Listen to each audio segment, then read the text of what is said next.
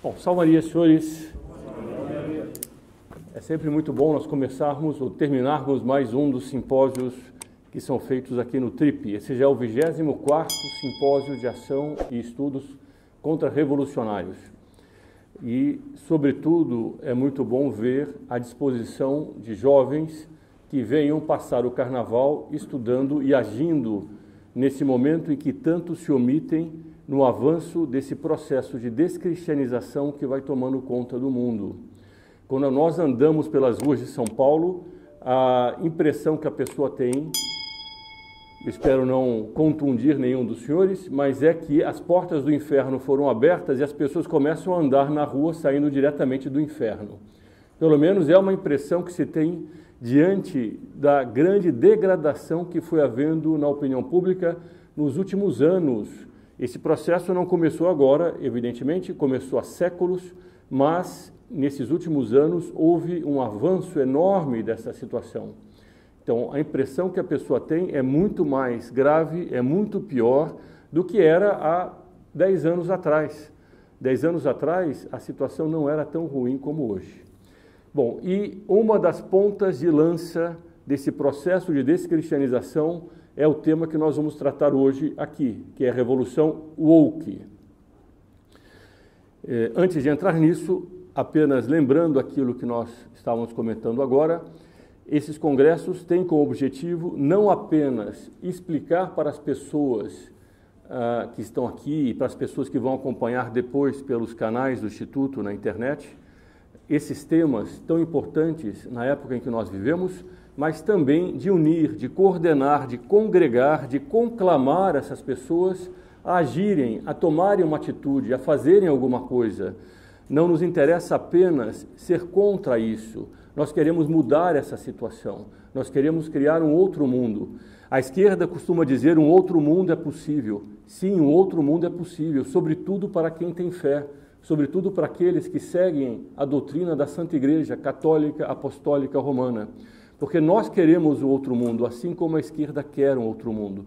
E o nosso outro mundo não é o mundo da esquerda, mas é o mundo do triunfo do Imaculado Coração de Maria, do triunfo de nosso Senhor Jesus Cristo. Então, vamos começar com a questão da Revolução Woke. É um despertar revolucionário e um despertar contra-revolucionário.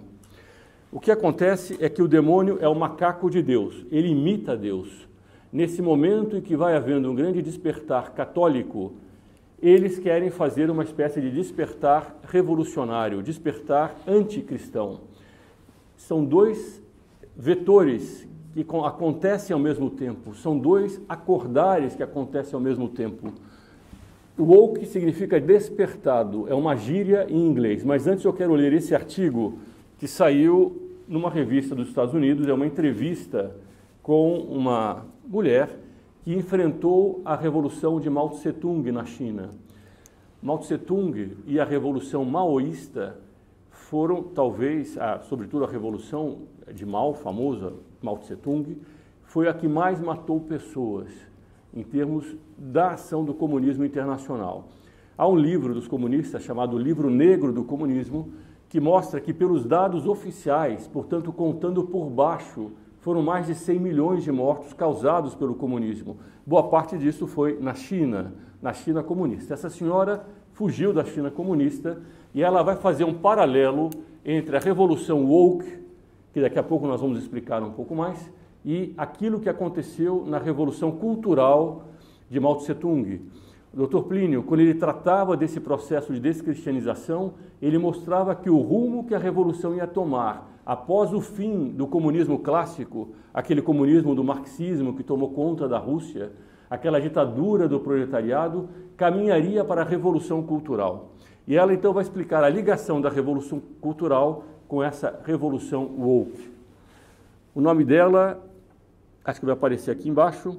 Então, sobrevivente da Revolução Maoísta expõe paralelos entre a Revolução Cultural da China e a lacração. Eu não conheço bem essa palavra, mas parece que todos os senhores conhecem porque é muito usada. Essa doutrina do cancelamento, se eu não me engano, que essas empresas, mas não é só isso, não. Elas querem, no fundo, escandalizar as pessoas com as coisas politicamente corretas. Bom, isso faz parte da Revolução Woke. O verdadeiro, isso são artigos, são textos dessa senhora, da entrevista dela. O verdadeiro objetivo da Revolução Woke, que varre a América hoje, é mudar a cultura americana e destruir tudo do passado. O valor tradicional, a família tradicional, as instituições tradicionais, disse Xi Van Fleet, que cresceu na China durante a Revolução Cultural. Então ela já dá uma opinião dela, que me parece que vai sintetizar bem o problema da Revolução Woke. Então quer destruir tudo que é tradicional, o passado, o valor da família, o valor tradicional, a família tradicional e as instituições tradicionais. A Revolução Cultural, que começou na China em 66 e durou a última década da vida de Mao, tinha como objetivo destruir os chamados 4 velhos. Velhos costumes, velha cultura, velhos hábitos e velhas ideias da China. O que está acontecendo hoje na América tem como objetivo destruir tudo o que é tradicional e substituí-lo pela ideologia woke, que é a ideologia marxista. Destacou a senhora Van Fleet. Somente quando destruírem tudo, incendiarem tudo, poderão reconstruir, não melhor, mas pior, para que possam tomar o poder. Se as pessoas quiserem contrariar as mudanças culturais que estão ocorrendo no país, precisam primeiro de as compreender, disse Van Fleet. Você não pode lutar contra algo que você não entende. Um ponto muito importante, se nós queremos hoje agir contra esse processo de descristianização, se nós queremos defender a nosso Senhor Jesus Cristo nos dias de hoje, não basta saber o catecismo, não basta eu saber Deus, quem é Deus, é um Espírito perfeito, quais são os mandamentos da lei de Deus, está muito bem, é preciso saber isso. Agora é preciso saber como é que o inimigo de nosso Senhor está agindo nos dias de hoje para destruir a civilização cristã. Nós temos que compreender o processo. Mas pessoas como eu, que passaram pela Revolução Cultural, que passaram ou viveram sobre o comunismo, percebemos isso imediatamente, porque a mesma coisa nos foi ensinada, explicou a senhora Van Fleet.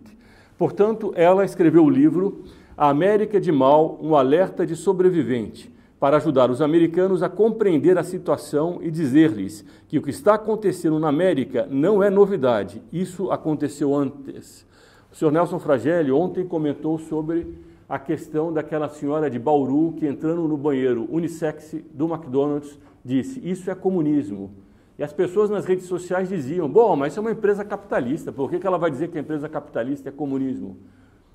A empresa capitalista pode ser comunista através da Revolução Cultural, quando ela vai implantando essas ideias que no fundo fazem parte de uma desconstrução cultural e que tem como objetivo o mesmo fim que tinha o comunismo, embora por caminhos diferentes. Nós veremos que a Revolução Woke tem uma finalidade que é a mesma que a Revolução sempre teve, mas não é pelo mesmo caminho, porque o caminho daquele comunismo clássico, da ditadura do proletariado, ficou mais ou menos para trás.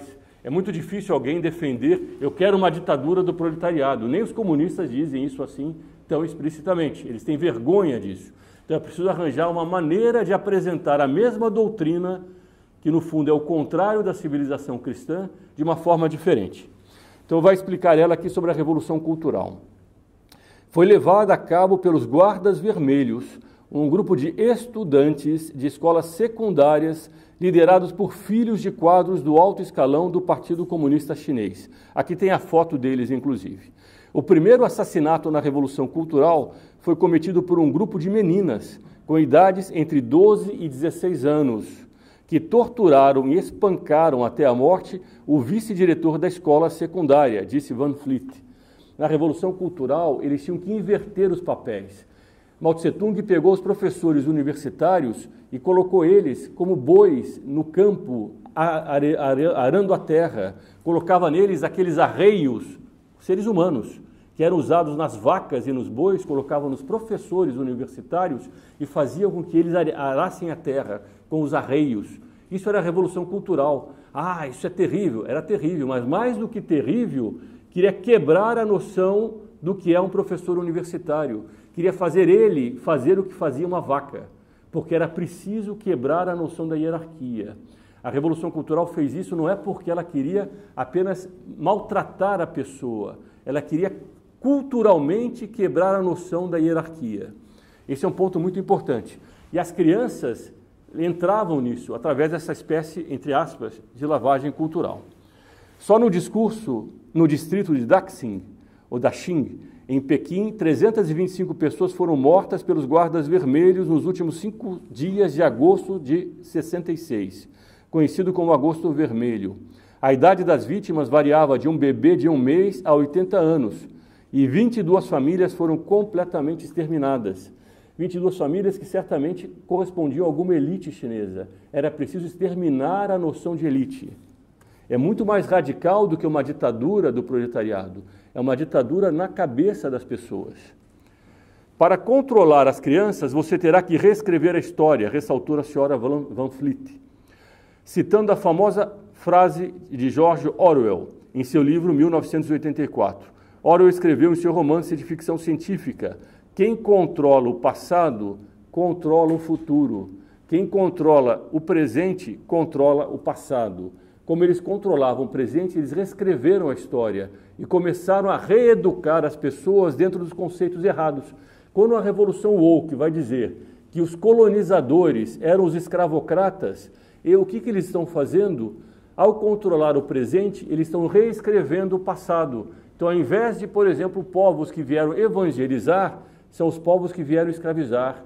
Em vez de serem aqueles que vão trazer a libertação dos vícios, são aqueles que vão explorar os indígenas, que vão maltratá-los e que vão matá-los. O senhor reescreve o passado nos colégios.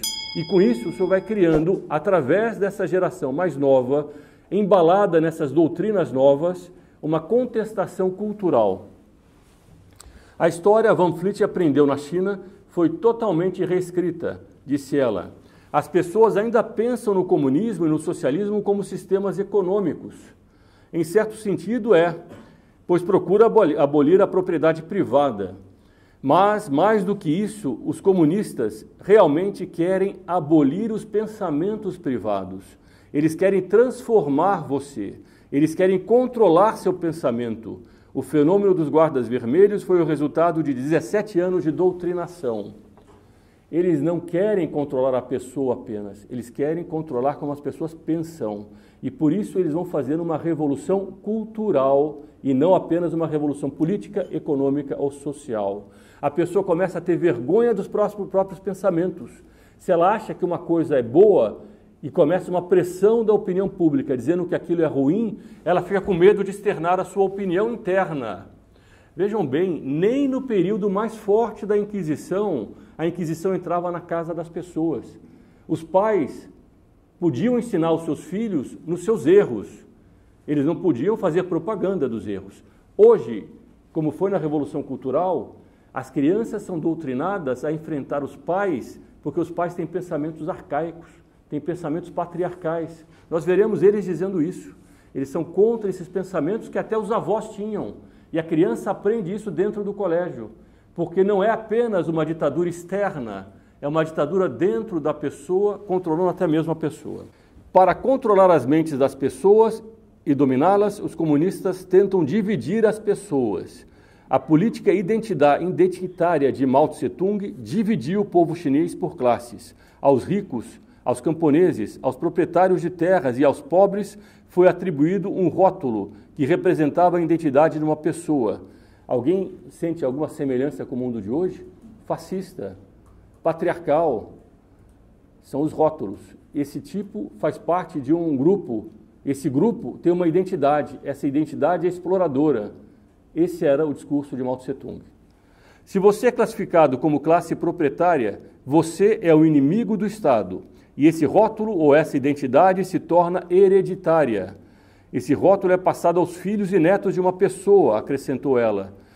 Nos Estados Unidos, a política de identidade usa a teoria racial crítica para dividir as pessoas. Ela acredita que essa doutrina é a arma mais potente para dividir as pessoas, muito mais potente do que a classe. O discurso de classe era o discurso clássico dos comunistas. A doutrina racial crítica é o discurso novo da Revolução Woke. Além da raça, o sexo, a orientação sexual e até mesmo o estado de vacinação durante a pandemia de Covid foram usados para dividir as pessoas, observou a senhora Van Vliet. Durante a Revolução Cultural, O critério para dividir as pessoas baseava-se no fato da pessoa ser contra ou a favor do regime comunista, e alguém que fosse contra o regime comunista era rotulado de contra-revolucionário e denunciado. Hoje eles usam palavras diferentes. Democracia. Contra a democracia. Hoje a pessoa que é contra a democracia, bom, os senhores sabem, eu não preciso dizer o que vai acontecer, o que pode acontecer, mas a palavra democracia no sistema atual, pelo menos em alguns países, é a substituição para a palavra socialismo, regime, nos regimes totalitários da União Soviética. Aquele que era contra o regime era perseguido pelo Estado. Agora, se a pessoa começa a dizer certas coisas que são classificadas de discurso de ódio, essa pessoa é contra a democracia, ou essa pessoa é fascista, ou essa pessoa não tem direito de se manifestar nas redes sociais. Na América, esse termo foi substituído pela palavra racista, ou termos relacionados como intolerante ou extremista. Qualquer semelhança não é mera coincidência. Esses termos foram usados para expulsar pessoas e colocá-las no campo do inimigo. Na Revolução Cultural de Mao Tse-tung, essa causa era eliminar todos os inimigos. Por isso, as pessoas que foram mortas foram identificadas como sendo da classe de proprietários de terra, disse a sobrevivente da Revolução. Na América, vimos violência real. Não vimos violência real, mas ela está chegando. O primeiro passo é justificar a violência, e isso já foi aprovado. Agora estamos na fase da celebração da violência. Isso não vai demorar muito para nos levar ao próximo passo, que é encorajar a violência contra os chamados opressores. Esse é o artigo que ela tinha, a entrevista que ela deu a essa revista. Me parece que dá uma primeira abordagem do assunto para se entender o que é a Revolução Woke. Essa situação da Revolução Woke eclode no momento em que nós temos crises de todos os tipos, ou impressões de crises. Às vezes a propaganda aumenta o problema. Então nós temos crises econômicas, ameaças sucessivas de quebra do regime econômico, crises sociais, culturais, psicológicas, guerras e possível ou provável guerra mundial, doenças, a Covid que fechou o mundo inteiro, terremotos, tsunamis, furacões, tudo isso acontece ao mesmo tempo no mundo. Não há qualquer um que olhe de forma objetiva para o que está acontecendo que não perceba que nós estamos na véspera, nas portas de uma grande mudança cultural, de uma grande mudança de era histórica. Não há qualquer analista objetivo que, vendo o mundo de hoje, possa negar. O mundo está à beira de uma mudança, de uma grande mudança. Porque todos os fenômenos das grandes mudanças estão presentes. Se nós olharmos a história, quando desapareceu o Império Romano, quando houve grandes mudanças no mundo, nós estamos testemunhando os mesmos fatos. Eles acontecem hoje diante dos nossos olhos. Bom, além da propaganda desenfreada que explora as paixões já desordenadas dos homens, nós estamos vendo o ápice de um processo que começou há muitos séculos, que foi descristianizando os homens e foi quebrando neles a capacidade de resistir às próprias paixões internas. Os homens hoje têm muito menos capacidade de resistir. Vocês conhecem, porque eu já citei aqui em simpósios passados, já citei também em vídeos, aqueles que seguem o canal, ou talvez não se lembrem, mas a frase de Diógenes para Alexandre Magno. Alexandre o Grande, da Macedônia, conquistou o mundo conhecido daquela época dele. E ele era tão poderoso que dizia-se que ele mandava chicotear o mar quando ele ficava com raiva do mar, porque as ondas não o agradavam, de tanto poder que ele tinha. E apareceu Diógenes, que era um filósofo. Não é o Diógenes famoso que ficava no barril, não, é um outro. E disse para ele, tu não passas de escravo dos meus escravos. Olha a frase de Diógenes, um grego. Porque tu és escravo das paixões de que eu sou o Senhor. Alexandre Magno tinha aquele poder todo externo, mas ele não controlava as próprias paixões. Então ele era um escravo daquelas paixões. Enquanto Diógenes podia dizer não a essas paixões, então ele era o senhor das paixões, e o outro era escravo das paixões. E por isso ele disse, tu não passas de escravo dos meus escravos. Aqui em São Paulo, nós temos, no Mosteiro da Luz, a lápide do primeiro santo canonizado do Brasil, que é o Padre Pio, o Frei Galvão. Desculpa, Frei Galvão. E na lápide, o professor Plínio Corrêa de Oliveira gostava muito daquela frase que está lá. Este homem tinha a sua alma na sua própria mão, porque ele controlava essas paixões. O homem ordenado é aquele que é capaz de controlar as paixões, ele é capaz de dizer não aos seus vícios, porque ele percebe que alguma coisa é melhor do que aquilo. Ele tem a força de alma de dizer não, eu não vou fazer isso, embora eu me sinta atraído para isso, porque isso é contrário à minha razão. Ele controla as paixões. O homem que está viciado nas paixões, ele se torna escravo delas. Ele não consegue dizer não. Assim é a bebida, as drogas, o sexo. A pessoa pode se tornar escrava disso tudo e ele não consegue controlar essas paixões. Ele acha que é um homem livre porque ele faz o que ele quer, quando na realidade ele não consegue fazer o que ele quer. Ele é obrigado a fazer aquilo que os instintos dele dizem para ele fazer. Portanto, ele é um escravo. Nós estamos vendo no mundo de hoje essa escravidão se tornar a regra. Os homens são escravos dos seus vícios. Então a revolução woke é uma grande explosão de tudo isso. O que nós estamos vendo no mundo de hoje? Além dessa situação de crise, uma grande insatisfação. Por toda parte, as pessoas estão insatisfeitas. Você vai perguntar para alguém, você está satisfeito com o mundo de hoje? Ninguém diz que está satisfeito. Eu acho que o mundo está ótimo. Alguém tem visto alguém dizer isso? Está tudo muito bem, está tudo mar de rosas. Ninguém diz isso. Então nós temos todas essas crises, nós temos a situação do homem e nós temos uma insatisfação, tanto para o bem como para o mal. E esse é um dos pontos principais e que vai determinar também todo o problema da revolução woke e que nós vamos tratar nessa reunião de hoje. Nós temos então o aborto, meu corpo, minha escolha. Nós temos o feminismo, que se junta a essas manifestações das ruas. Nós temos patriarcado e capital, aliança criminal, grupo feminista estudantil, bloco feminista estudantil. Vejam só, o patriarcado e o capital se unem. É preciso combater o capitalismo, o patriarcado, em nome do feminismo. Depois a revolução, essa aqui não é a revolução LGBT, apesar de estar junto aqui a bandeira do arco-íris. Eles estavam nessa cidade, que é na Colômbia, em Barranquilha, estavam derrubando a estátua de Cristóvão Colombo. A mesma coisa aconteceu em vários países, as estátuas dos colonizadores. Depois, demarcação indígena, indigenismo, quilombolas, demarcação das terras quilombolas, tudo vai separando os brasileiros em identidades, vejam bem. Aqui, olha só, o MST, indigenismo, quilombola, e tem o Bolsonaro lá com uma serra elétrica. Ninguém solta a mão de ninguém lutando pelo Brasil deles. Um Brasil todo separado por identidades. Natureza, ecologia. Aqui uma manifestação enorme pela ecologia contra o petróleo. Tem aquela Greta Thunberg, que também ficou famosa. Depois, lute contra o especicismo, considere o veganismo, marcha em São Paulo. Especicismo, nós somos de espécies, nós estamos separando as pessoas em espécies. Espécie humana, espécie de porco, de cachorro, onde já se viu esse especismo. O especismo é a discriminação contra as espécies, assim como o racismo é contra as raças. Se o senhor não é um porco, o senhor está discriminando o porco. Por que o senhor vai comer a carne de porco, coitado do porco? Se nós olharmos bem, se o porco pudesse pensar, a felicidade dele qual seria?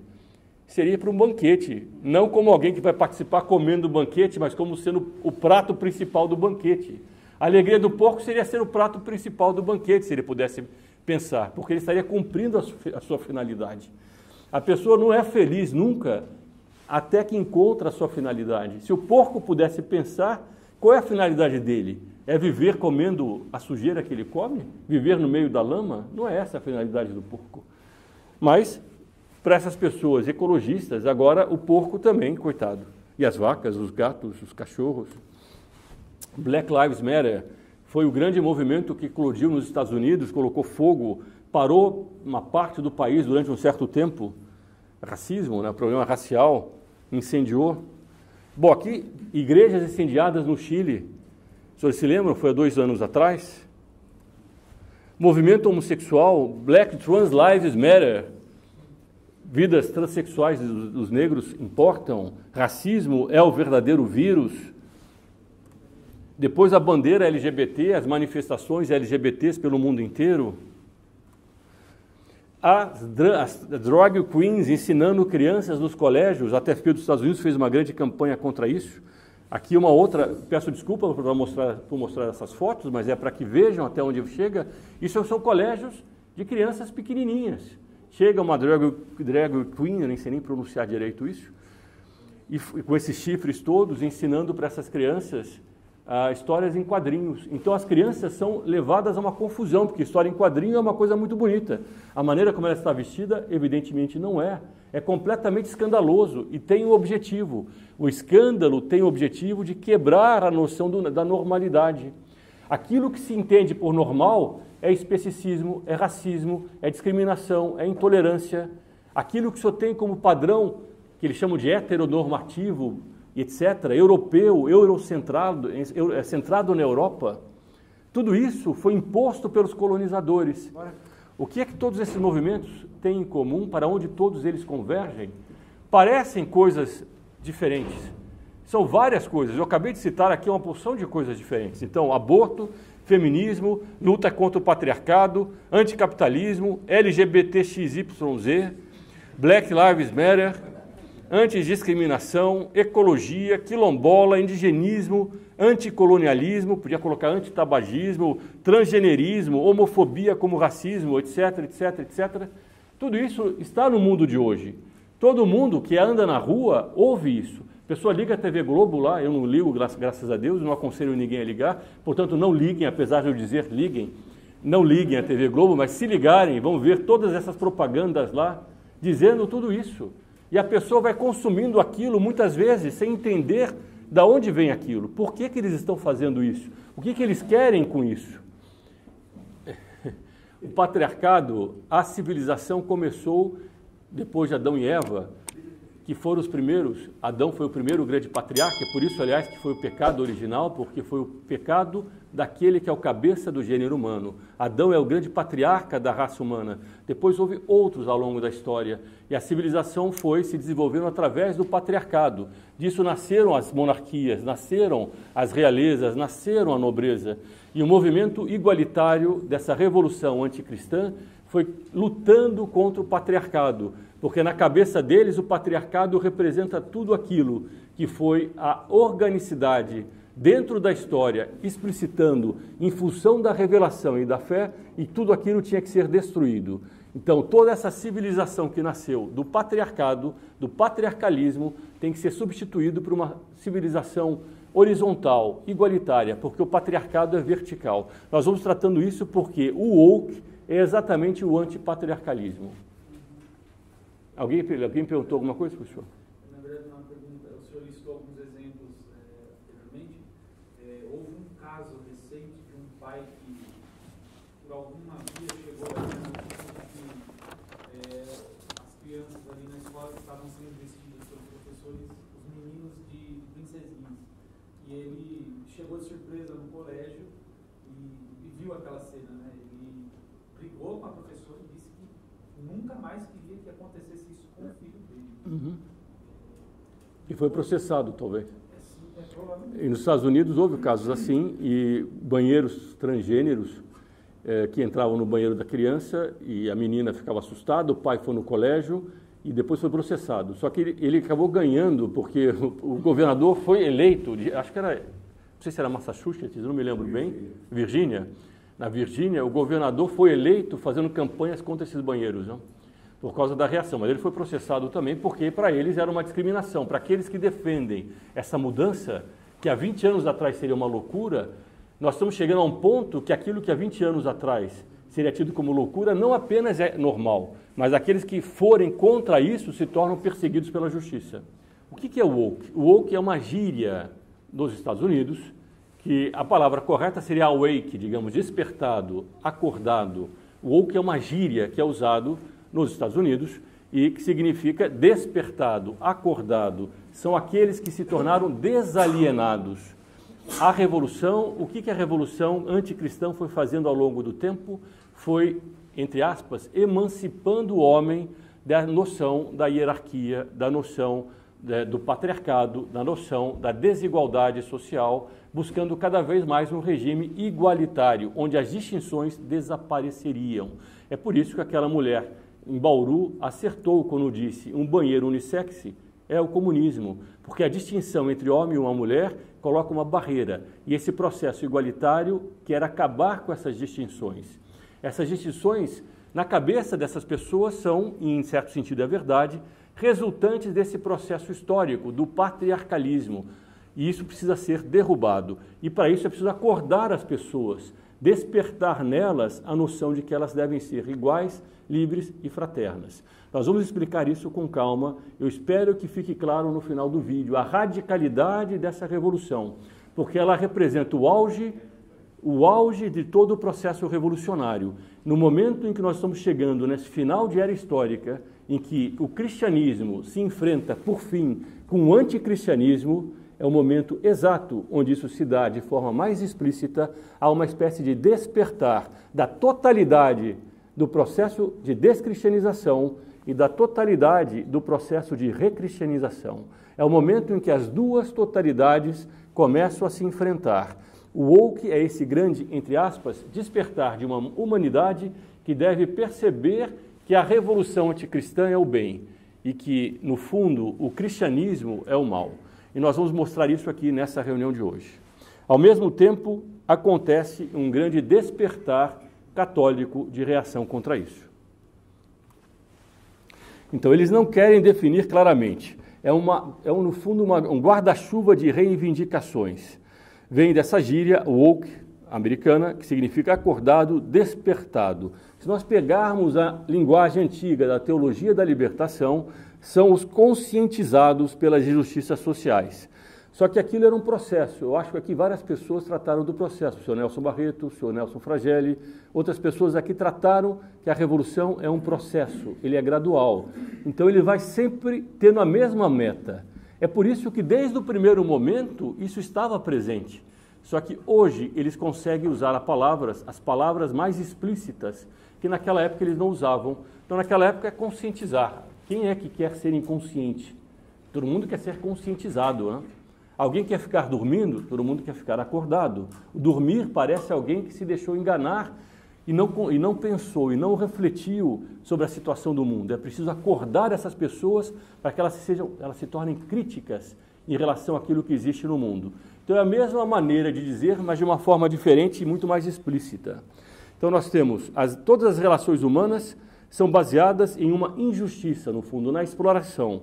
É o homem contra a mulher, daí vem o patriarcado, são os brancos contra os negros, os colonialistas contra os indígenas, a natureza oprimida pelo homem que a explora, então o problema da ecologia, do especicismo, a discriminação que separou os homens em classes, sexos, raças, etc. Guardem muito essa palavra, porque a palavra discriminação se tornou o ponto central da revolução woke.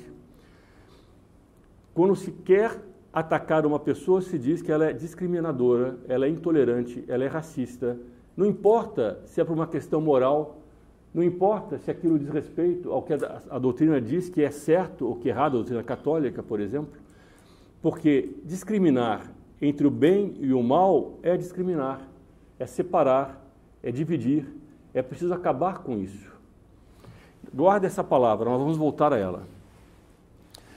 Agora, a revolução woke extrapola em muito todo o problema da luta de classes, porque ela pega todas as relações humanas. Está no raiz de movimentos sociais amplamente divulgados pela mídia, como marchas pelo clima, Dia da Mulher, Black Lives Matter, que conseguiu que quase todos os times de futebol europeus se ajoelhassem durante os hinos nacionais no Campeonato das Nações Europeias de 2021 para homenagear um suspeito morto por um policial dos Estados Unidos. A mesma coisa foi feita nos Estados Unidos. E houve atletas que não aceitaram ficar de joelhos e depois foram perseguidos pela doutrina do cancelamento. Foram perseguidos, perderam empregos e coisas assim.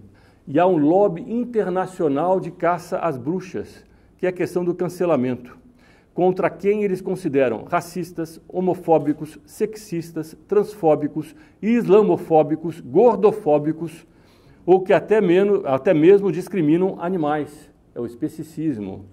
Veganos que acusam açougueiros de serem criminosos. O senhor não pode comer carne mais. Acontece que a árvore, coitada, também está viva, né? O próximo passo é dizer que não pode comer vegetais. É natural que seja a radicalização deles. Se eles não podem comer os animais, porque eles são seres vivos, eles também não podem comer os vegetais. Eles vão ter que partir para a comida sintética. E eles querem caminhar para a comida sintética. Antes disso, eles estão querendo os insetos. Vocês já devem ter ouvido falar. Agora está na moda dizer que os insetos têm muita proteína e é preciso começar a comer insetos. Por algum motivo, eles desprezam os insetos mais do que as árvores e mais do que os animais. Bom, alunos que se recusam a aceitar que um homem possa estar grávido são chamados de transfóbicos. Aconteceu em colégios. Os alunos pequenos, a professora dizia que um homem podia engravidar e os alunos diziam não podia engravidar. Foram acusados de transfóbicos. Pais que não querem que a filha entre no banheiro frequentado por um transexual são processados por discriminação. Tudo parte da revolução woke. Entretanto, não se fala do woke no mundo muçulmano. Eles falam da islamofobia. Ai do senhor se dizer que a imigração na Europa é um perigo. Fascista, acusação imediata. Evidentemente, pode haver exageros fascistas que é preciso tomar cuidado e combatê-los. Mas quando um povo começa a se sentir invadido por outro através de uma imigração descontrolada, é natural que a muitas pessoas aquilo pareça perigoso. Mas não, eles acusam a todos de fascismo, mesmo quando não entra propriamente nada de fascismo na história. Agora, no mundo muçulmano, vá atacar a questão da homofobia, não aparece isso lá, não. Em vários países, a festa de Natal é substituída pelos feriados, Happy Holiday. Eles já não dizem, em alguns lugares dos Estados Unidos, Merry Christmas, se tornou proibido. Empresas, grandes empresas, começam a usar apenas bons feriados, por causa dessa doutrina. O Natal remete ainda a Nosso Senhor Jesus Cristo. A Semana Santa também é a mesma coisa. Quem é que no Brasil comemora a Semana Santa como deveria comemorar a paixão e morte e ressurreição de Nosso Senhor Jesus Cristo? Muito poucas pessoas. É o feriadão. E alguns dizem feriadão. Ou substituir por cultos pagãos, que retorna na mesma velocidade que o cristianismo é combatido. Da mesma maneira, da mesma velocidade em que há uma descristianização, começa a aparecer de novo o satanismo. Começa a aparecer aquela drag queen lá no final, com chifres assim. Carnaval, aparecem estátuas de demônios e coisas desse tipo mais frequentemente. Se sai Cristo, o que é que entra? Quem é que entra saindo Nosso Senhor Jesus Cristo? Isso aqui é um presépio. Em Illinois, que foi colocado no parlamento estadual. Esse é o bebê Lúcifer. Eles fizeram um presépio durante o Natal, em honra ao nascimento, entre aspas, do bebê Lúcifer. É consequência natural. Se o Senhor retira Nosso Senhor Jesus Cristo, o que é que vai se explicitando ao longo da história? A causa profunda é essa descristianização processual, essa revolução que vai chegando ao seu termo e se explicitando. A revolução precisa se explicitar. O professor Plínio Corrêa de Oliveira, no livro Revolução e Contra-Revolução, vai mostrando esse lado gradual desse processo revolucionário. Como é que se explica que aquele homem chegou no mundo de hoje? Houve um processo gradual, houve etapas que foram sendo sucessivamente aplicadas para que os homens fossem mudando de mentalidade. O Dr. Plínio então fala da primeira revolução, que foi a Revolução Protestante, que foi precedida por toda uma revolução cultural também, que era o Renascimento. Depois nós temos a Revolução Francesa, a Revolução Comunista. Depois nós estamos hoje no que o professor Plínio chamava de quarta e quinta revolução. Ele dizia que viriam juntas. A quinta revolução é propriamente o aparecimento do demônio. É preciso que em determinado momento, cada vez mais os homens explicitem aquilo que o processo revolucionário tinha implicitamente defendido. Isso não ia chegar para o homem renascentista que começava a se olhar a si como centro de tudo e não mais a Deus e dizer isso, no fundo, vai levar ao demônio. Ele jamais entenderia isso, ele não estava pensando nisso. Quando ele fez aquelas estátuas gregas bonitas, ele retomou o classicismo grego, ele não estava pensando propriamente em adorar o demônio, mas ele estava tirando Deus do centro e colocando o homem no centro. Isso foi produzindo uma mudança cultural profunda dentro deles e foi produzindo uma série de mudanças históricas através dos fatos, cada vez mais explicitando aonde isso ia levar, tirando Deus do centro. O que foi entrando foi outra coisa. A fé católica deixou de ser o ponto de referência para os homens. Por exemplo, no Brasil, há 40 anos atrás, 98% do país era católico. 40, 50 anos atrás. 60 talvez. Hoje, talvez 55%, talvez 60%, eu não sei bem. Alguns dizem 50%. Batismo, casamento na igreja, formação de catecismo, as roupas, as modas, linguagem, a linguagem que as pessoas usam hoje, a frequência à missa, aliás, missa. A missa é voltada para quem hoje? Para o homem. A missa antiga era voltada para quem? Isso era do ponto de vista apenas exterior.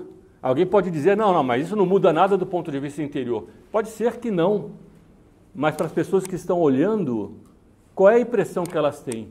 Do padre que estava voltado para Deus e do padre que estava voltado para o homem. Para quem que a missa é feita? Do ponto de vista de alguém que está olhando, apenas olhando, sem conhecer mais profundamente a doutrina da igreja.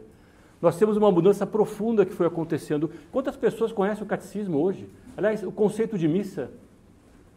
Quantos aqui saberiam dizer para mim claramente o que é a missa? Talvez aqui nesse auditório uma boa parte saiba. Mas se perguntar lá fora, 98% das pessoas não vão saber que a missa é a renovação incruenta do santo sacrifício do Calvário. É o pagamento da redenção, é a redenção de Nosso Senhor do pecado de Adão, que é renovado a cada missa. Os senhores acham que as pessoas sabem disso? 55% católicos no Brasil sabem disso? Não sabem. Então nós estamos vendo esse processo de descristianização. Seminários e ordens religiosas fechando. Na Europa, igrejas sendo transformadas em boates, em restaurantes, em hotéis, porque não tem mais gente para frequentar e não tem mais padre para celebrar. Na França, se eu não me engano, alguém me contou isso, a cada ano morria, não sei, 100 padres e entravam 2. E a idade média deles era de mais de 70 anos. Aonde é que isso vai levar, se não houver uma grande restauração? Esse é o despertar desse novo mundo. Vejam que esse despertar é de um outro mundo. Um outro mundo é possível, ele vai despertando. Mas esse mundo não é o mundo que é de Nosso Senhor Jesus Cristo. O que a Revolução quer, o que essa Revolução woke quer, não é o mundo de Nosso Senhor Jesus Cristo. O divórcio não existia 50 anos atrás no Brasil. Hoje, quantas crianças nascem numa família bem constituída? Depois, isso no fundo, o que é? É uma guerra total contra a fé católica e a cultura católica. Isso vai sendo ensinado nos próprios colégios, para as crianças. É uma espécie de evangelização ao revés. São essas drag queens que vão ensinando histórias infantis, educação sexual, feminismo, ecologia. Nos colégios aqui tem educação ecológica, educação sexual. Os senhores acham, certamente não acham, mas apenas é uma pergunta retórica, que eles ensinam a moral católica nos colégios católicos? A pessoa que entra no colégio católico, que coloca o filho dela num colégio católico, a criança vai aprender a moral católica ou ela vai aprender exatamente o contrário da moral católica? Isso é ou não é uma revolução que começa pela doutrinação das crianças? Quando os primeiros missionários chegaram ao Brasil, eles tinham que tolerar uma série de coisas que existia naquela época. Em alguns países existia até antropofagia.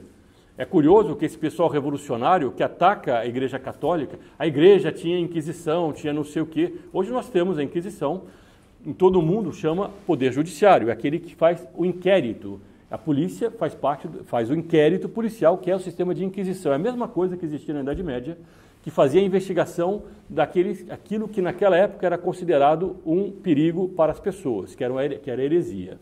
Bom, então eles falam, a Inquisição matou 50 bilhões de pessoas, não sei quantos... É uma mentira tudo isso. A Inquisição matou muito menos do que eles diziam, e depois de um processo que abrandava tudo aquilo que existia no mundo bárbaro. O mundo bárbaro não tinha nada desse poder judiciário que a igreja foi criando. Mas eles atacam a Inquisição, aí quando chegam dos índios, não, isso é cultura indígena. Antropofagia não, cultura indígena. Infanticídio, cultura indígena. Matar a criança que nasce com a aleijada, coloca debaixo da terra, mata a criança, cultura indígena. E a cultura católica, por que então que ela não poderia existir? Uma vez eu fiz uma pergunta dessa para um professor e ele não soube responder, né?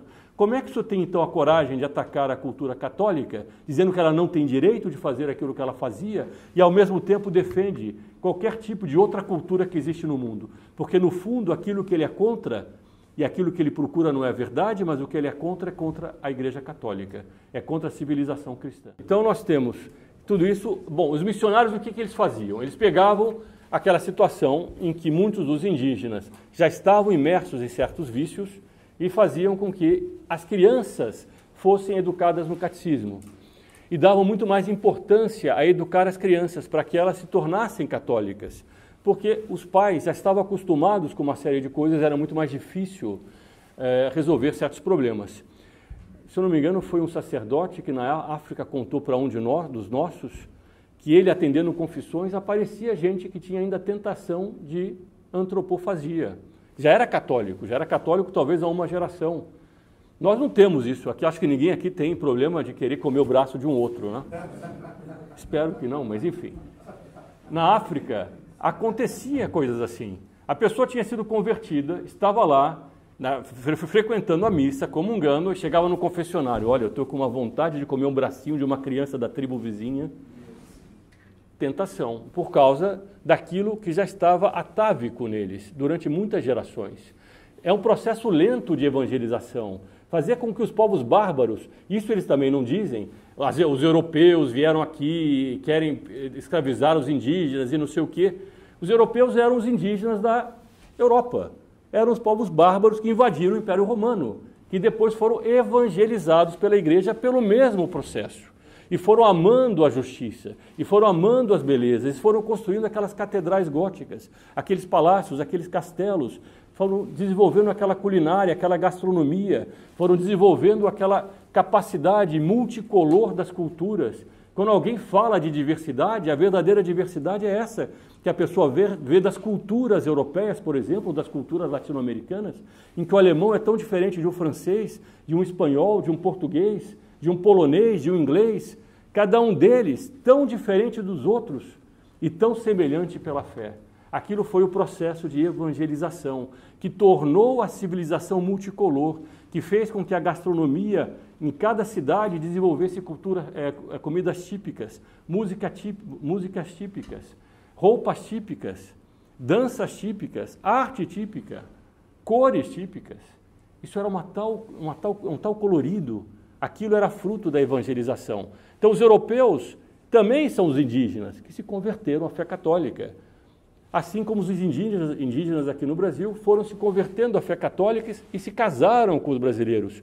Quem aqui não tem sangue indígena? Eu, por exemplo, tenho sangue indígena. Boa parte do Brasil tem, 70%, 80% do Brasil tem sangue indígena. E aparece esse pessoal da esquerda. Os europeus mataram os índios. Eles se casaram com os índios. Onde é que estão os índios? Estão na cidade, somos nós, que fomos aderindo à fé católica e fomos nos tornando cristãos, por causa do processo de evangelização, que faz essa esquerda, o woke, começa com as crianças para retirar delas a fé católica e desde pequenininhos fazer uma lavagem, entre aspas, cerebral dentro das crianças.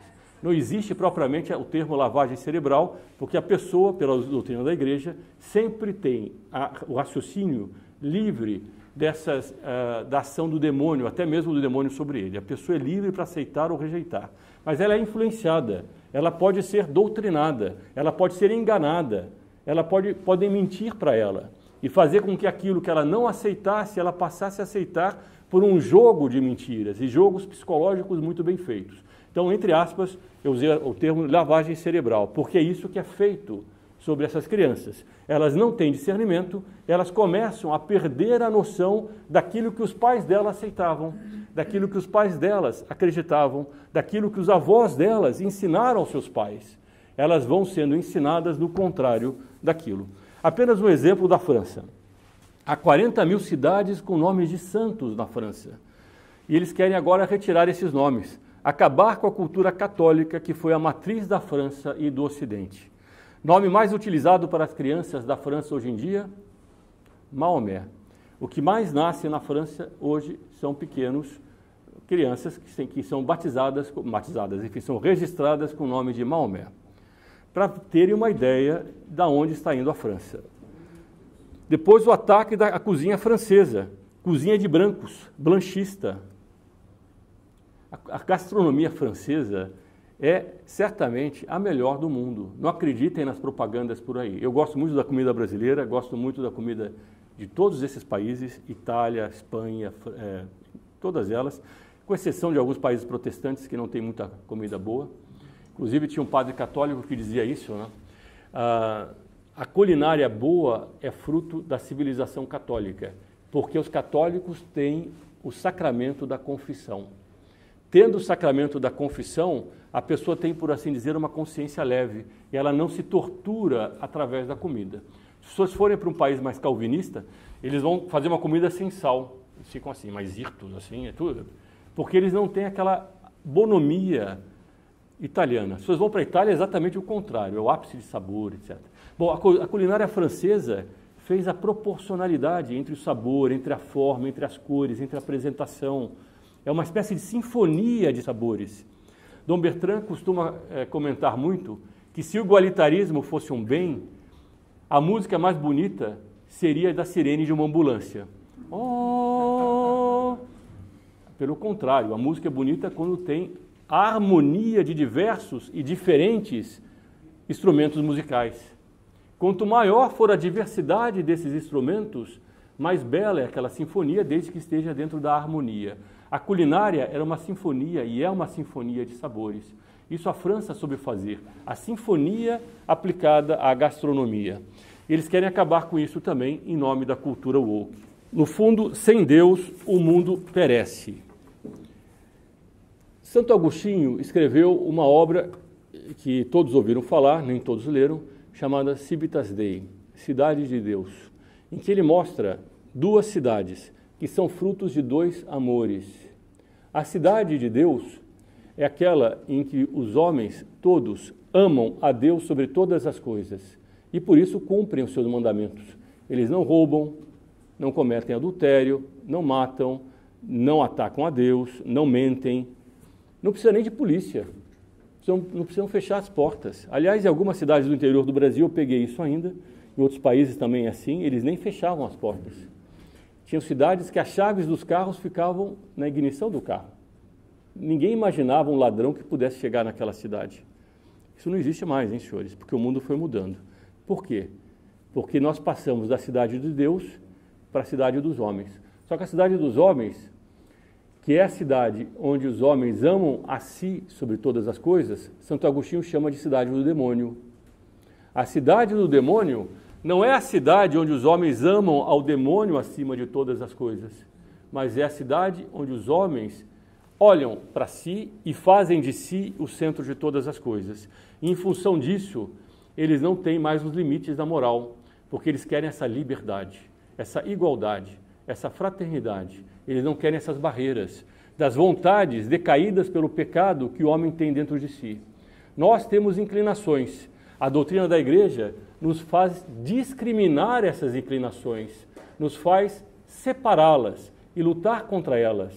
Se o senhor não tem mais essa barreira dentro do senhor, e o senhor quer ser livre, o que é que o senhor vai fazer? O senhor vai dar livre curso a essas paixões que estão mantidas sob controle, como eu citei da frase do Frei Galvão, que está na lápide dele. Aqui está um homem que tinha sua alma na sua própria mão. O senhor vai soltar os seus instintos. Ah, agora eu sou livre. Não, você se tornou um escravo. Mas na impressão da pessoa, era aquilo que eu queria fazer. E a cidade dos homens é exatamente a cidade onde os homens vão dar livre curso a essas paixões desordenadas. Então não adianta mais polícia. Se nós queremos manter uma cidade, é preciso ter uma ditadura. É por isso que aquele autor de direito natural, Taparelli da Zélio, dizia que o liberalismo, nesse sentido filosófico, é o caminho da ditadura. Porque se a pessoa, ela mesma, não repreende a si própria, não se contém, o Estado é que vai ter que conter a pessoa. Se nós soltamos as paixões humanas e não colocamos freios a ela, quem vai segurar o homem vai ter que ser a autoridade ditatorial de um Estado cada vez mais forte, para poder manter a cidade. Nós estamos vendo isso acontecer a olhos vistos no mundo de hoje. São frutos de dois amores, o amor de Deus e o amor de si mesmo. E isso constitui, no fundo, essa explicitação na história dessa cidade dos homens, dessa nova religião, que é uma religião humanista. É uma outra religião que vai despertando os homens na história. Uma religião que não mais tem a Deus como fim último, da qual todos os homens se voltam para ele, um Deus transcendente, mas uma religião que se volta cada vez mais para o homem, para fazer do homem o centro de si próprio. E por isso quebrar todas essas barreiras que existem. É uma revolução que deseja mudar o homem. Não é uma simples moda, mas uma revolta contra a ordem hierárquica criada por Deus. Libertar de todas as opressões, barreiras, desigualdades, distinções. O que é discriminar etimologicamente? Nas notas fiscais, vocês já olharam como é que é colocado cada coisa que os senhores compram lá? O que está escrito em cima? Discriminação. Que palavra terrível. Discriminação é neutra, senhores. Discriminar é separar, é distinguir, é diferenciar. Distinguir não é uma coisa ruim. Há, portanto, legítimas discriminações. Tanto há legítimas discriminações que os revolucionários hoje discriminam os bons. E para eles isso é uma coisa boa. Eles discriminam aqueles que eles dizem que são os discriminadores. Portanto, eles mesmos são obrigados a dizer, não, discriminar, se eu discrimino uma pessoa ruim, se eu mando essa pessoa para a prisão, por exemplo, porque mandar para a prisão é uma discriminação, eu estou separando uma pessoa ruim das pessoas boas, o bem do mal, a verdade do erro, tem que ser algo que eu não posso dizer que está errado. Mas do ponto de vista propagandístico, o que eles dizem é preciso acabar com todas as discriminações, porque a discriminação se tornou aquilo que o professor Plínio Corrêa de Oliveira chamava de palavra talismã. Eu vou voltar um pouquinho, porque não é esse slide ainda não. Palavra talismã é uma palavra que, pelo seu conteúdo elástico, ela pode ser usada pela Revolução, e a Revolução vai instrumentalizando essa palavra. Ela vai perdendo o seu sentido originário e vai criando uma carga, um imã, que é uma espécie de talismã místico dentro dela. Tolerância, discriminação, que mais? Tem tantas palavras assim, integração, não é integração que eles usam outro nome, né?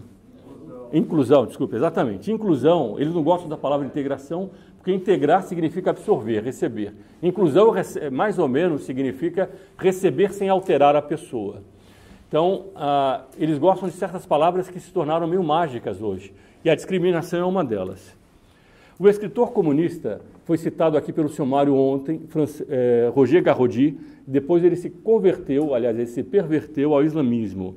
Ele notou bem a importância das desigualdades, das distinções para a existência da religião transcendente. A religião nossa, a religião católica, é uma religião hierárquica, transcendente. Deus está acima dos homens, ele é exterior aos homens, ele não é igual aos homens. A religião woke, que é baseada no homem, é uma religião igualitária, que vai sendo, portanto, explicitada e construída ao longo da história. E Roger Garaudy tem essa frase: não é possível para o marxista dizer que as eliminações das desigualdades religiosas, que a eliminação das desigualdades religiosas é uma condição sine qua non para a edificação do comunismo.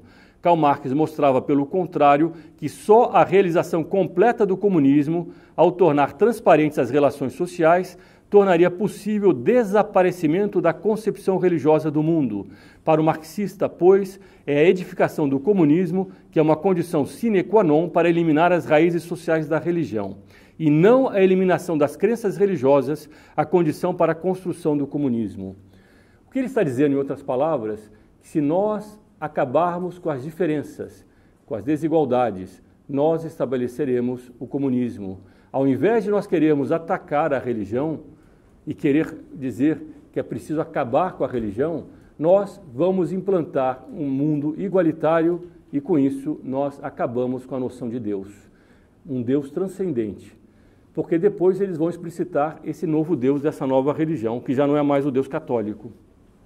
Sem as diferenças, as distinções, sem a legítima discriminação entre o bem e o mal, acaba a religião verdadeira e se cria a ilusão de um mundo fraterno, igual e livre, sem diferenças até mesmo biológicas e naturais, muito menos sociais, que são barreiras a serem rompidas nesse despertar revolucionário.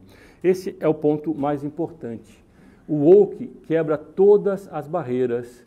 Quando eles falam do transgenerismo, do homossexualismo, não é porque eles defendem a diversidade, é porque eles querem tornar tudo uma coisa só. É um homem que já não tem mais as distinções do sexo, das raças, das forças, das inteligências, de nada. É preciso acabar com essas distinções. Quanto mais a revolução fala em diversidade, mais ela acaba com a diversidade. Houve um autor francês, se não me engano foi Talleyrand, pode ser que eu esteja confundindo, que dizia que a França era um país de uma religião e 400 tipos de queijos. Os Estados Unidos eram um país de 400 religiões e um tipo de queijo. Pode ser Tocqueville. Pois é, sempre pode ser que eu esteja confundido com Tocqueville, foi um dos dois. O fato é que, quanto mais nós temos uma unidade na verdade, nós temos uma diversidade das culturas. Quanto mais nós temos uma diversidade da verdade, que é o que eles querem, mais os homens acabam comendo a mesma comida, vestindo as mesmas roupas, ouvindo a mesma música e tendo a mesma arquitetura. Hoje, quem vai para o Japão vê a mesma arquitetura de Nova York e de São Paulo. Quem vai para esses países come no mesmo McDonald's. Quem vai nesses países usa a mesma roupa, que é calça jeans. Eles que falam tanto em diversidade, cada vez mais acabam com a verdadeira diversidade e vão criando uma espécie de massa amorfa, que é esse homem novo, esse homem que não tem mais sexo, que não tem mais cor, que não tem mais distinção nenhuma, porque é preciso acabar com todas as distinções. Vejam a música de John Lennon, que, por assim dizer, foi um dos pais dessa revolução woke, muito antes desse termo ter surgido. Imagine não haver o paraíso, é a música Imagine, de John Lennon. Muitas pessoas cantam, mas não prestam atenção na letra. É fácil se você tentar. Até a tentação do demônio aparece aqui. Olha, é fácil. Pense, sonhe. Nenhum inferno abaixo de nós. Acima de nós, só o céu. Não é o céu transcendente de Deus, hein? Imagine todas as pessoas vivendo o presente. Imagine que não houvesse nenhum país. Não é difícil imaginar. Nenhum motivo para matar ou morrer. E nem religião também. Você pode dizer que eu sou um sonhador, mas eu não sou o único. Espero que um dia você junte-se a nós e o mundo viverá como um só. Essa é a música Imagine. Nós estamos vendo a revolução woke que vai quebrando todas as fronteiras, inclusive dentro da alma humana, todas as distinções, todas as barreiras, até mesmo as biológicas, para criar uma espécie de grande república universal de um homem misturado no sexo, nas cores, nos pensamentos, nas doutrinas, na verdade, e vai criando uma espécie de massa amorfa, que já não é mais os filhos de Deus, mas se tornam apenas uma espécie de reflexo do próprio homem, não mais redimido pelo sangue preciosíssimo de nosso Senhor Jesus Cristo, mas que construiu uma civilização moldada a si próprio. É a aldeia global versus o Sacro Império, as duas escolhas. O senhor tem de um lado uma coroa que nasceu dentro dessa multiculturalidade do Sacro Império.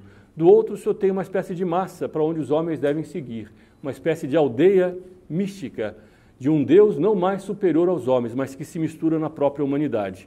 Uma é fruto da verdadeira fé, que cria diversas culturas. Outro é fruto de um relativismo que vai acabando com a verdade e vai massificando todos os homens, fazendo um liquidificador de raças, sexos, espécies, ideologias, etc. É uma desconstrução para implantar a igualdade suprema de todos os homens. É o explicitar de todo o processo revolucionário de 5 séculos. O objetivo dessa metamorfose do comunismo clássico é expandir a luta social para a luta total, subvertendo o resto de ordem social que ainda é baseada na civilização cristã, fruto do sangue de nosso Senhor Jesus Cristo. E com isso vai se criando também o relativismo. É preciso acabar com as certezas e as distinções, porque pensar é discriminar, pensar é distinguir, é quando eu separo as coisas. Houve uma famosa menina que nasceu cega, muda e surda, Helen Keller. Quantos aqui nunca ouviram falar dela? Levantem o braço, por favor.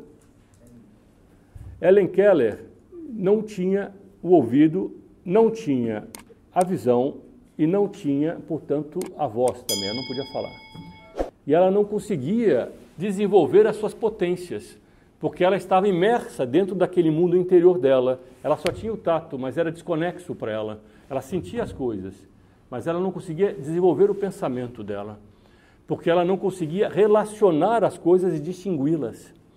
Porque para distinguir é preciso pensar, e para pensar é preciso distinguir. O homem tem o pensamento na alma, mas ele depende dos instintos para desenvolver esse pensamento. Dos instintos não, da sensibilidade para desenvolver esse pensamento. Se os senhores nascessem sem as potências do corpo, sem a sensibilidade, sem os, como é que chama aqui, os 5 sentidos, imagine como é que isso seria. Seria uma potência que não se desenvolve, porque os senhores não conseguiriam nem desenvolver o pensamento. Não haveria palavras, porque os senhores não conseguiriam raciocinar. O raciocínio depende da capacidade simbólica do homem. E os símbolos são imagens. Se o senhor não tivesse a visão, o senhor não teria imagens. Então ela não conseguia pensar, ela não conseguia falar. Até que a cuidadora dela colocou a mão dela, se eu não me engano, debaixo de uma água quente e tocou uma vez. Depois colocou debaixo da água fria e tocou 2 vezes. Ela começou a relacionar. Se não foi isso, foi algo semelhante a isso. Ela começou a pensar, 2 toques, água fria, 1 toque, água quente, pensamento. E ela já podia fazer assim, aqui é água quente, aqui é água fria.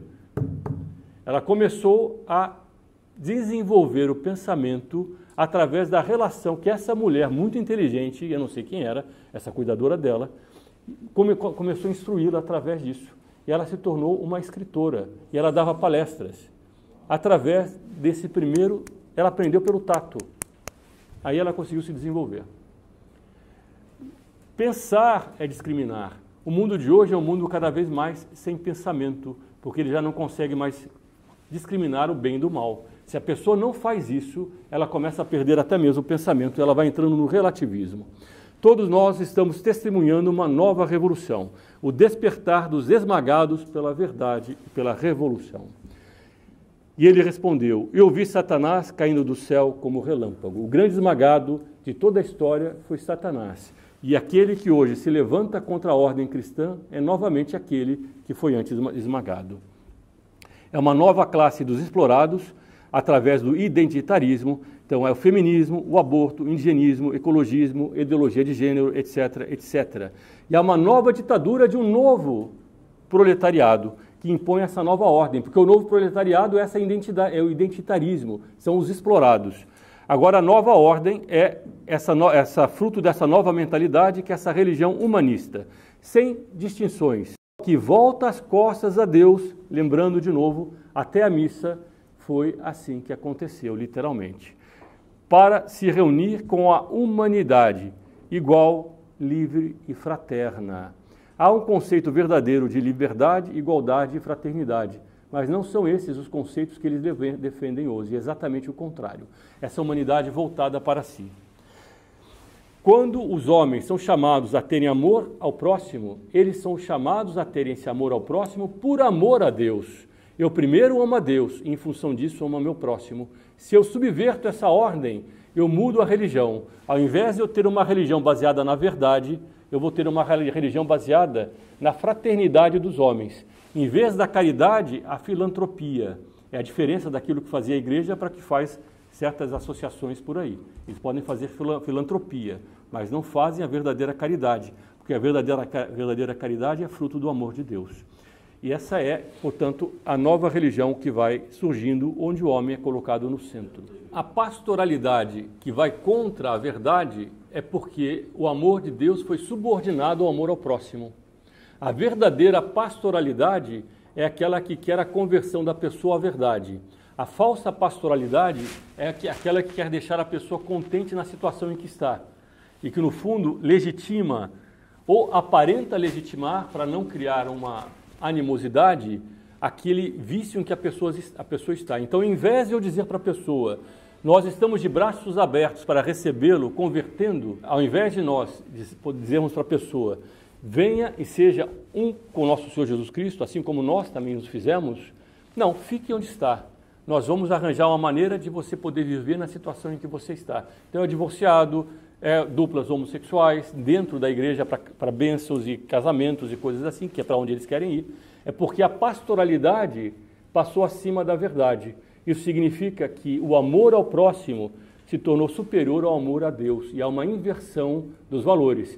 Então, não é apenas simbólico que na missa atual o padre se volte para os homens e não mais para Deus. É um sinal de onde se vai, onde essa infiltração dentro da igreja, que é uma infiltração de uma heresia, foi levando a doutrina da igreja, foi fazendo com que esse vetor, que deveria estar voltado para Deus e por isso está disposto a morrer pelos homens, se volta para os homens. E quando se volta para os homens, ele dá aso a todo tipo de egoísmo, porque os santos eram aqueles que morriam pelo seu próximo, como Nosso Senhor morreu. Nosso Senhor morreu na cruz para redimir o gênero humano, porque ele amava a Deus sobre todas as coisas. Quando a pessoa ama o próprio próximo, acima de tudo, que no fundo é amar a si em primeiro lugar, o que acontece? Ele vai libertar todos os seus egoísmos. Ele, no fundo, vai fazer esse mundo cada vez mais voltado para uma guerra de todos contra todos, que é o que está acontecendo. Basta ver o mundo de hoje como ele é. Onde estão as ordens mendicantes que ajudavam os pobres? Foram desaparecendo exatamente na medida em que os homens foram perdendo, de primeiro ponto, o amor de Deus. E diante desse grande avançar, há um outro despertar. Diante desse grande avançar, dessa revolução woke, há um outro grande despertar, que é uma sadia reação. Nunca houve no Brasil algo assim.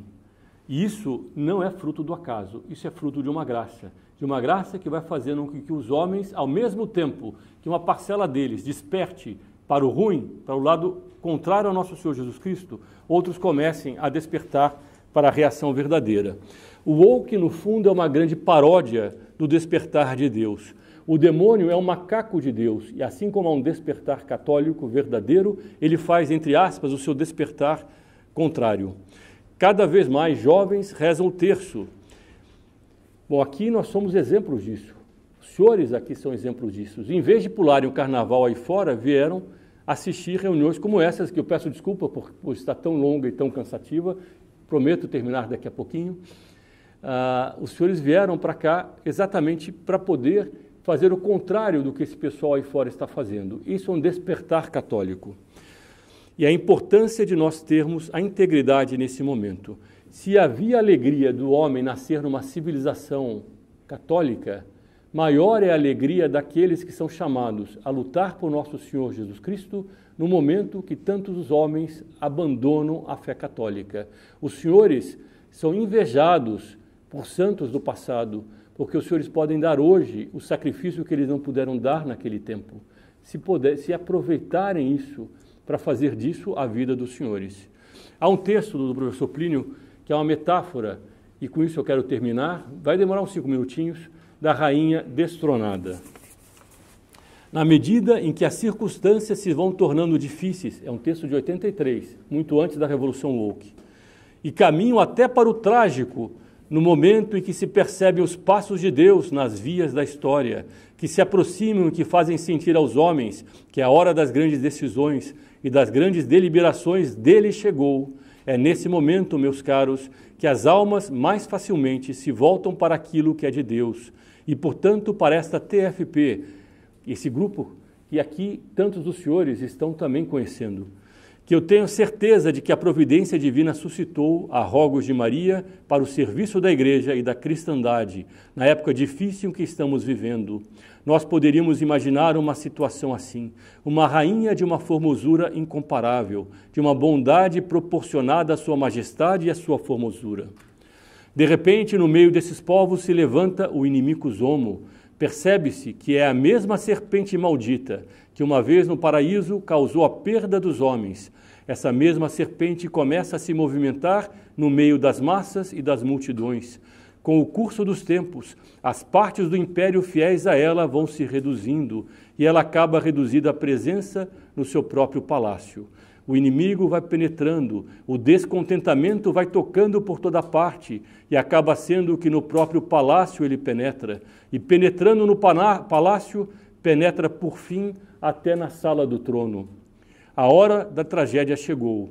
A rainha está de pé, majestosa. Ela cinge sua coroa, tem na mão o cetro. O manto real lhe desce dos ombros até os pés. Ela cintila de joias, mas cintila sobretudo de grandeza, de majestade, de implícitas promessas de bondade. Mas ela enfrenta o adversário que avança. Essa é a situação da igreja, o último refúgio de uma civilização que vai caindo. Dentro das portas do palácio a revolução já entrou e a rainha destronada está lá sozinha. O cristianismo, frase de John Lennon, irá embora, vai desaparecer e encolher. Eu não preciso discutir sobre isso, eu estou certo e ficará provado que estou certo. Somos mais populares que Jesus agora.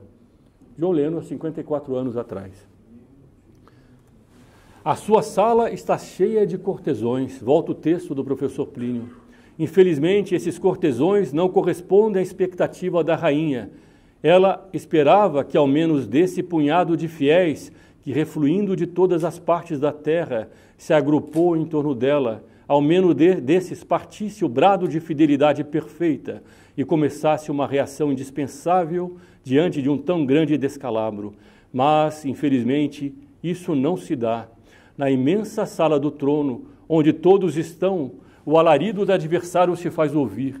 Arrebentam-se as portas e o adversário entra, e os cortesões da rainha que deveriam jogar-se entre ela e o adversário estão de braços cruzados. Uns por medo, outros por sono, outros porque querem um lugar na ordem de coisas que o adversário maldito vai implantar e por causa disso não se interessam pela rainha. O adversário ousa mais, aproxima-se, depois ousa mais ainda, cerca a rainha com cordas, prende-a e ela está imóvel, pronta para ser arrastada. Seu olhar implora aos cortesões que pouco ou nada fazem em favor dela, que apenas dão alguns soluços de tristeza inútil ou esboçam algum gesto de protesto, mole ou nada fazem. Ela implora a eles que tenham coragem, que andem, que se pronunciem, que se declarem, pelo olhar, já estando com a boca vedada e não podendo falar, pelo olhar, elas lhes diz tudo isso. Essa era a situação da igreja, no mundo que assistiu, até mesmo dentro da igreja, as maiores barbaridades acontecerem. Ninguém querendo se levantar, ninguém querendo defender a rainha. E, infelizmente, as derrotas da rainha vão se sucedendo umas às outras. Ela está no momento de ser arrancada do trono. Um bandido ata uma corda em torno do pescoço dela e puxa a corda para ela cair. Quando isso se dá, a extrema infâmia do acontecimento produz também o extremo da indignação de alguns bons. Eles se levantam e bradam: isto não havemos de permitir, e se atiram em defesa da rainha. A sua indignação, protegida por Deus, lhe centuplica as forças. A reação começa. A reação acorda os adormecidos. Ela dá coragem aos medrosos. Ela envergonha os oportunistas. Por toda parte, simpatias vão nascendo e uma grande contraofensiva se esboça. Antes do sol se pôr, há de novo paz e ordem no palácio da rainha. Ela, encantada ao ver que filhos fiéis a salvaram na hora do perigo extremo, lhe distribui com uma bondade materna que não se pode ter uma ideia adequada a não ser vendo a cena, lhes distribui recompensas mais esplêndidas do que eles jamais sonharam. Meus caros, a metáfora tem a sua aplicação. Ao longo do processo revolucionário que começou com o protestantismo, passou da esfera religiosa para a política com a Revolução Francesa. Da esfera política contaminou a esfera econômica e social. É a terceira revolução, que é a Revolução Comunista. E vai passando de todos os modos para a quarta esfera, que é a esfera de todos os imponderáveis da vida, esfera de todos os imponderáveis do homem. A revolução que poderíamos chamar autogestionária, poderíamos chamar a revolução ecológica, poderíamos chamar, talvez e de preferência, a revolução dos bruxedos e do demônio, a revolução hippie e punk. Esta revolução está invadindo a terra e dos últimos restos da glória de Maria pela terra, quase nada existe. Existem alguns fiéis daqui, de lá e de acolá. Vários deles estão nessa verdadeira sala do trono de Maria, que é a TFP. E ali estão, e assim estão os senhores aqui. E ali estão vendo a rainha que está sendo ultrajada, mas o olhar dela, aflito, régio, maternal, cheio de promessas, mas faiscando ameaças contra o adversário, promessas para os filhos e faíscas de ameaça para os adversários, nesta hora extrema, tocou-nos a nós. E nós nos levantamos e começamos a lutar. E essa luta é a luta da TFP por toda a terra. Aquela frase da Sagrada Escritura que Santo Antônio Maria Claré escolheu para símbolo da sua congregação religiosa me vem ao espírito quando eu falo isso, sobre o escudo da congregação. Há um cavaleiro medieval completamente armado e que representa São Miguel. E ao pé do escudo está essa frase lindíssima: seus filhos se levantaram e a proclamaram muito bem-aventurada. É nossa tarefa, meus caros, sermos as pessoas armadas, dos pés à cabeça, com as armas da fé, com as armas do sobrenatural, com todas as armas que a justiça e o direito põem a nosso alcance, armados para nos levantarmos à face da terra e proclamar aquela que é muito bem-aventurada. Essa é, meus caros, a aurora do reino de Maria. Há uma força nova dotada de potência. Isso se vê por toda parte. Hoje, o que mais assusta esse pessoal woke não é as velhas senhoras que ainda mandam recados pelos WhatsApps. São os jovens que começam a se levantar, que têm na juventude, no esplendor da juventude, o ideal para fazer um mundo novo. E não é o mundo woke, é o mundo awake, é o mundo acordado da contra-revolução, daqueles que querem se levantar por Nossa Senhora e querem lutar por elas. A TFP, o grupo, o Instituto e as TFPs hoje se constituem a maior força internacional de ação coordenada contra esse processo woke, de defesa dessa civilização. Isso aqui também, senhores, é um convite à luta. Eu queria terminar com esse pequeno vídeo de 2 minutos.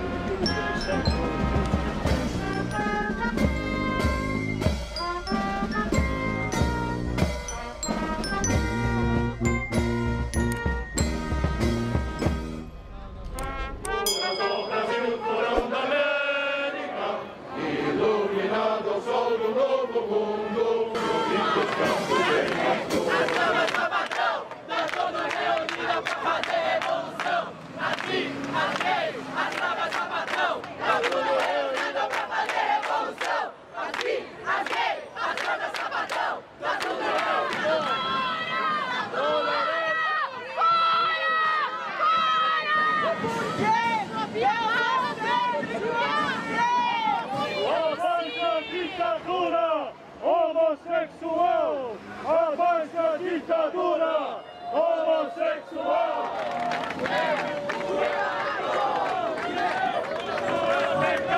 Casamento só existe entre o homem e uma mulher.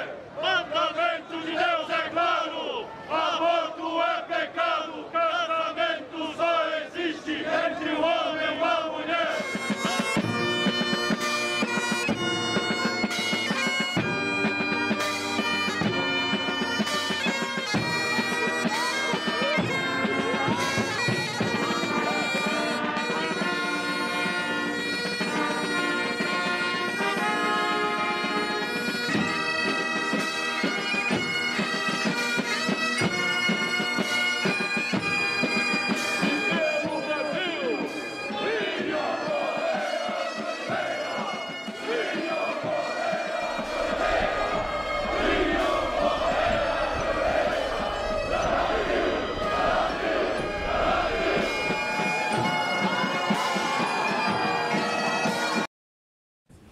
Muito obrigado, senhores. Eu espero que fique esse convite. A luta é uma luta de anjos e demônios para qual cada um de nós está convidado, e é uma grande honra poder lutar por Deus nesse momento que tantos se voltam as costas, ou voltam as suas costas a Deus Nosso Senhor e a Nossa Senhora.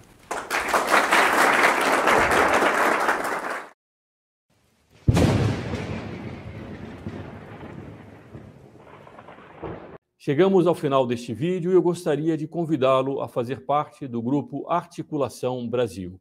O link para o Grupo Articulação Brasil está aqui embaixo, na descrição deste vídeo, logo abaixo do título. Se você gosta dos temas que nós tratamos e quer dar um passo a mais na defesa do Brasil e da civilização cristã, o Grupo Articulação Brasil é para você. Aqui ao meu lado começam a aparecer alguns vídeos recomendados. Depois dê uma olhada nesses vídeos. Não se esqueça de compartilhar também esse vídeo de hoje e deixar os seus comentários. Eles são muito importantes para nós. Viva Cristo Rei e sua Mãe Maria Santíssima.